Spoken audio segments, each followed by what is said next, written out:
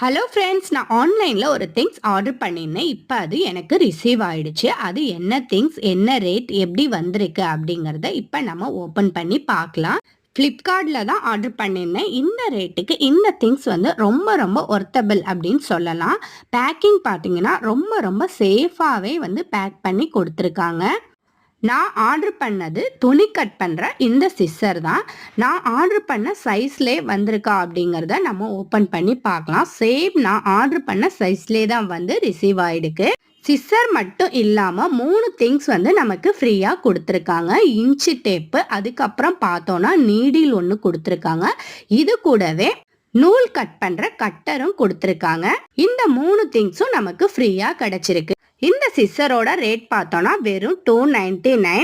இதோட லிங்க் வந்து மேலே டேக் பண்ணுறேன். உங்களுக்கு தேவைப்பட்டா நீங்களும் பர்ச்சேஸ் பண்ணி. சிஸ்ஸரோட குவாலிட்டி பார்த்தோன்னா ரொம்ப ரொம்ப சூப்பர்.